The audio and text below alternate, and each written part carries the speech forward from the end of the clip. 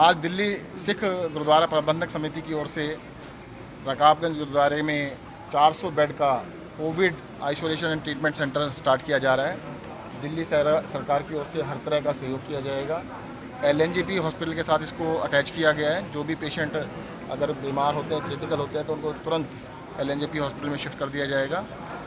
बहुत ही मैं इसके लिए धन्यवाद दूंगा पूरी प्रबंधक कमेटी का कि जिन्होंने 400 बेड का पूरा इंफ्रास्ट्रक्चर, एयर कंडीशन इंफ्रास्ट्रक्चर दिया है। हमारी ओर से मेडिकल का सारा प्रबंध किया गया है।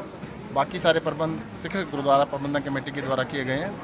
मैं लोगों से अपील करना चाहूँगा, जिसको भी आवश्यकता हो कोरोना के इलाज कराने की तो यहाँ पर आ सकते हैं। 400 बेड का इंतजाम है और दिल्ली में इस तरह के कई जगह अलग अलग सेंटर खोले गए हैं। जिसकी भी तबीयत ख़राब हो, मतलब ये इंतजाम ना करें कि भी ऑक्सीजन के लिए वेट करें। बेड्स के लिए दिक्कत नहीं है और यहाँ से अगर किसी को भी ज़रूरत होगी तो उसको इमीडिएटली ICU में शिफ्ट कर दिया जाएगा।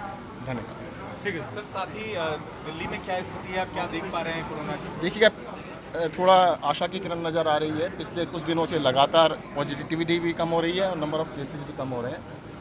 आधे से कम हो गए हैं। एक बार 28,000 तक केस गए थे, अब 13,000 के आसपास केस आ रहे हैं। पॉजिटिविटी जो 36% होती थी वो अब 20% के पास आ गई है।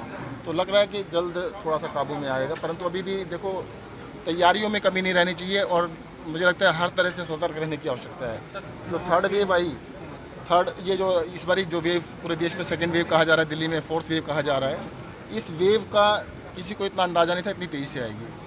तो मुझे लगा रिलैक्स होने की जरूरत नहीं है, सबको सतर्क रहने की आवश्यकता है। पूरी तैयारी। बड़े बड़े अस्थायी अस्पताल बनाए जा रहे हैं, ICU के अस्पताल बना रहे हैं रामलीला मैदान में, आप ऑक्सीजन कहाँ से आएगी? देखिएगा, हम तो मान के चल रहे थे कि ऑक्सीजन जल्दी पूरी मिलने लगेगी और एक दिन मिली भी थी 700 टन। अभी आशा करते हैं केंद्र सरकार देगी, जरूर देगी। सर, वो ICU वाले कब तक शुरू हो जाएंगे? जल्दी शुरू हो जाएंगे, बहुत ही जल्दी। सर, 10 तारीख को कहा गया था कि इसे चालू कर देंगे। देखिएगा, एक चीज़ बताता हूँ मैं आपको। आज 14वां दिन है जो GPB का काम स्टार्ट हुआ था। जिस दिन कहते हैं पहला वहाँ पे वो लगा था, स्टार्ट हुआ था, और जो रामलीला मैदान वाला है इसको 12 दिन हुए हैं। तो एक आध दिन तो दे दीजिए। सर, साथ ही वैक्सीन को लेकर आप क्या मांग करना चाहेंगे केंद्र सरकार से कि वैक्सीन का कितना स्टॉक बचा है आज की स्थिति में, ये बता दीजिए। देखिएगा, दो तरह की वैक्सीन है। एक का 1 दिन का स्टॉक है, एक का 3-4 दिन का स्टॉक है। दिल्ली में वैक्सीन की बहुत कोवैक्सीन का 1 दिन का है, कोवैक्सीन का 1 दिन का और कोविशील्ड का 3-4 दिन का। तो सर कहा गया केंद्र की तरफ से सप्लाई मुहैया कराई जाएगी आपको? बहुत दिन का ही है। बहुत अच्छी बात है। हम तो चाहते हैं कि जल्द से जल्द वैक्सीन दिए। पूरी दिल्ली को हम बहुत जल्दी से लगाएं। आपको कहा गया है कि सप्लाई? अभी नहीं कहा गया। Thank you sir. Lakhi Shah ਬਚਾਣਾ ਹੌਲ ਜਿਸ ਦੇ ਅੰਦਰ ਦੇਵ ਬਹਾਦਰ ਸਾਹਿਬ ਜੀ ਦੇ ਤਰਫ ਸਦਕੇ ਉਹਨਾਂ ਦੇ 400 ਸਾਲਾ ਪ੍ਰਕਾਸ਼ ਪੁਰਬ 400 ਬੈੱਡ ਦਾ ਕੋਵਿਡ ਕੇਅਰ ਹਸਪੀਟਲ ਤਿਆਰ ਸ਼ਾਇਦ ਇਹ ਇਤਿਹਾਸ ਦੇ ਅੰਦਰ ਪਹਿਲੀ ਵਾਰ ਹੋਇਆ ਦੁਨੀਆਂ ਸੰਸਥਾ ਦੇ ਕਿਰਪਾ ਸਦਕੇ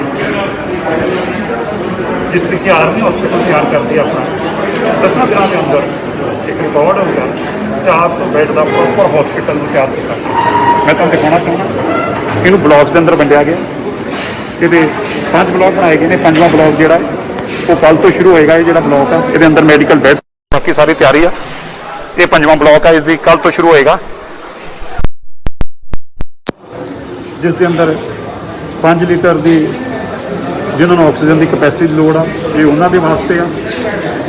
ਇਸੇ ਤਰੀਕੇ ਇਹ ਤੀਜਾ ਬਲਾਕ ਆ, ਜਿਨ੍ਹਾਂ ਨੂੰ 5 ਤੋਂ 10 ਲੀਟਰ ਤੱਕ ਦੀ ਕਪੈਸਿਟੀ ਦੀ ਜ਼ਰੂਰਤ ਆ, ਇਹ ਉਹਨਾਂ ਦੇ ਵਾਸਤੇ ਆ। और इसे तरीके ये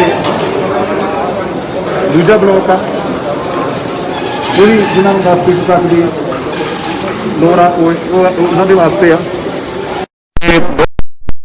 10 लीटर तक की कैपेसिटी ने सर हरमीत सिंह कालका जी, सर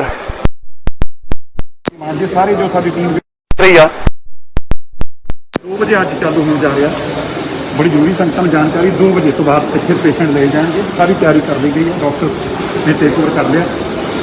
ये पहला ब्लॉक है, सारिਆਂ ਦੇ ਨਾਲ मैडिकल कंसनट्रेटर जो ऑक्सीजन का ये सारा ये मैडिकल के स्टाफ आ सारे का सारा, ये हर एक के सामने हर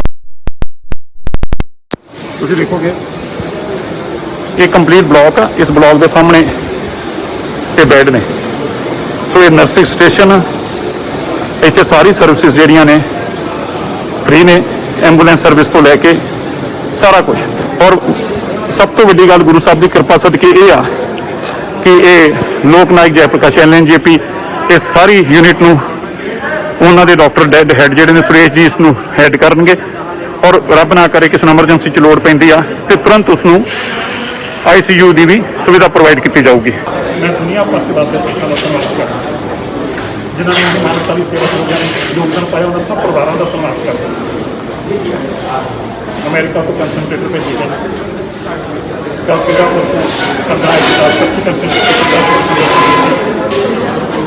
ਕੈਨੇਡਾ ਦੀ ਸੰਗਤ ਨੇ ਭੇਜੀ, ਦਿੱਲੀ ਦੀ ਸੰਗਤ ਨੇ ਵੀ ਚਾਹਨਾ ਲੈ ਕੇ ਦੇ ਰਿਹਾ ਤੇ ਕੋਈ ਭੇਜ ਲੈ ਕੇ ਜਿਹੜੇ ਬਹੁਤ ਵੱਡੀ ਸੇਵਾ ਦੇ ਅੰਦਰ ਸਾਰੇ ਯੋਗਦਾਨ ਪਾ ਰਹੇ ਨੇ। ਇਸ ਫੈਸਿਲਿਟੀ ਦੇ ਵਾਸਤੇ ਸਾਡੀ ਮੈਡੀਕਲ ਦੇ ਤੌਰ ਤੇ ਇਸ ਨੂੰ ਦੇਖਣਗੇ ਸਾਰਾ ਸਰਕਾਰ ਦਾ ਸਾਡੇ ਕੋਆਰਡੀਨੇਟਰ ਇਸ ਨੋਡਲ ਅਫਸਰ ਨੇ ਸਰਕਾਰ ਦੇ ਨਾਲ ਸਾਰਾ ਰਾਬਤਾ ਕਾਇਮ ਕਰ ਰਹੇ, ਕਿਸੇ ਨੂੰ ਵੀ ਸਾਡੇ ਕਿਸੇ ਮੈਂਬਰ ਨਾਲ ਸੰਪਰਕ ਕਰ ਸਕਦੇ ਨੇ ਜਿਸ ਨੂੰ ਲੋੜ ਹੋਵੇ।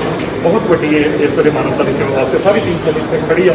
ਮੈਂ ਸਾਰੀ ਟੀਮ ਦਾ ਧੰਨਵਾਦ ਕਰਦਾ ਜਿਨ੍ਹਾਂ ਦੇ ਅਥਕ ਪ੍ਰਯਾਸਾਂ ਔਰ ਯਤਨਾਂ ਸਦਕੇ ਇਹ ਕਾਮਯਾਬੀ ਹਾਸਲ ਹੋਈ ਹੈ। ਗੁਰੂ ਸਾਹਿਬ ਆਪਣੀ ਸੇਵਾ ਦੇ ਸੇਵਾ ਦਿੰਦੇ ਨੇ ਔਰ ਇਹ ਜਿਹੜਾ ਆਵੇ ਗੁਰੂ ਦੇ ਤਰਸ ਸਦਕੇ ਬਿਲਕੁਲ ਠੀਕ ਹੋ ਕੇ ਜਾਵੇ ਤੇ ਅਸੀਂ ਰੋਜ਼ ਗੁਰੂ ਦੇ ਦਰ ਅਰਦਾਸ ਕਰਾਂਗੇ ਔਰ ਰੋਜ਼ ਅਸੀਂ ਤੁਹਾਨੂੰ ਇਸ ਜਾਣਕਾਰੀ ਦੇਵਾਂਗੇ ਕਿ ਕਿੰਨੇ ਬੈੱਡ ਹੋਰ ਅਵੇਲੇਬਲ ਤੇ ਕੀ ਆ ਉਹਦੀ ਡੇ ਟੂ ਡੇ ਰੋਜ਼ ਗੁਰੂ ਤੋਂ ਕਰਾਂਗੇ। ਵਾਹਿਗੁਰੂ ਜੀ ਕਾ ਖਾਲਸਾ ਵਾਹਿਗੁਰੂ ਜੀ ਕੀ ਫਤਿਹ। ਇੱਕ ਓੰਕਾਰ ਵਾਹਿਗੁਰੂ ਜੀ ਕੀ ਫਤਿਹ। ਸ਼੍ਰੀ ਭਗਵਤੀ ਜੀ ਸਹਾਏ ਵਾਰ ਸ਼੍ਰੀ ਭਗਵਤੀ ਜੀ ਕੀ ਪਾਤਸ਼ਾਹੀ ਦਸਵੀਂ ਪ੍ਰਥਮ ਭਗਵਤੀ ਸਿਮਰ ਕੈ ਗੁਰੂ ਨਾਨਕ ਲਈ ਧਿਆਏ। ਇਹ ਅਰਦਾਸਾਂ ਬੇਨਤੀਆਂ ਕਰਦੇ ਹਨ ਦਾਤਾਰ ਪਿਤਾ ਜੀ ਜੋ ਆਪ ਜੀ ਦੇ ਚਰਨਾਂ ਦਾ ਓਟ ਆਸਰਾ ਲੈ ਕੇ ਕੋਵਿਡ-19 ਦੇ ਇਸ ਪ੍ਰਕੋਪ ਦੇ ਵਿੱਚ ਦਾਤਾਰ ਪਿਤਾ ਜੀ ਮਨੁੱਖਤਾ ਦੀ ਮਾਨਵਤਾ ਦੀ ਸੇਵਾ ਦੇ ਵਾਸਤੇ ਨੌਵੇਂ ਪਾਤਸ਼ਾਹ ਗੁਰੂ ਤੇਗ ਬਹਾਦਰ ਸਾਹਿਬ ਮਹਾਰਾਜ ਜੀ ਦੇ 400 ਸਾਲਾ ਪ੍ਰਕਾਸ਼ ਗੁਰਪੁਰਬ ਨੂੰ ਸਮਰਪਿਤ ਹੁੰਦਿਆਂ ਦਾਤਾਰ ਪਿਤਾ ਜੀ Guru Tegh Bahadur Covid care centre Gurdwara Rakabganj Sahib ਖੋਲ੍ਹਣ ਵਾਸਤੇ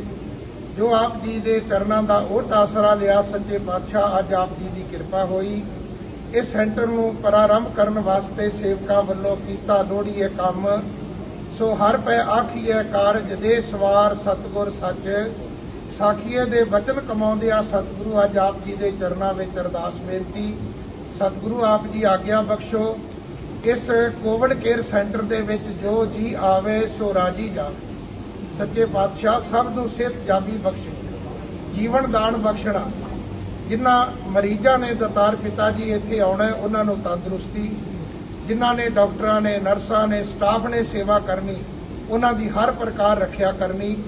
ਦਾਤਾਰ ਪਿਤਾ ਜੀ ਦਿੱਲੀ ਸਿੱਖ ਗੁਰਦੁਆਰਾ ਪ੍ਰਬੰਧਕ ਕਮੇਟੀ, ਦਿੱਲੀ ਸਰਕਾਰ, ਹੋਰ ਸਿੱਖ ਸੰਸਥਾਵਾਂ ਜਿਨ੍ਹਾਂ ਨੇ ਦਾਤਾਰ ਪਿਤਾ ਜੀ ਇਸ ਕਾਰਜ ਦੇ ਵਿੱਚ ਆਪਣੀਆਂ ਸੇਵਾਵਾਂ ਪਾਈਆਂ ਨੇ, ਸੇਵਕਾਂ ਦੀਆਂ ਕਿਰਤ ਕਮਾਈਆਂ ਵਿੱਚ ਬਰਕਤਾਂ ਪਾਉਣੀਆਂ, ਕਾਰੋਬਾਰਾਂ ਵਿੱਚ ਵਾਧੇ ਬਖਸ਼ਣੇ, ਪਰਿਵਾਰਾਂ ਦੀ ਰੱਖਿਆ ਆਪ ਕਰਨੀ, ਪਰਿਵਾਰ ਸੰਸਾਰ ਵਿੱਚ ਸੁਖ ਵਰਤਾਉਣਾ, ਸਭੇ ਜੀ ਸੰਭਾਲ ਆਪਣੀ ਮਿਹਰ ਕਰ ਸਰਬੱਤ ਦਾ ਭਲਾ ਕਰਨਾ।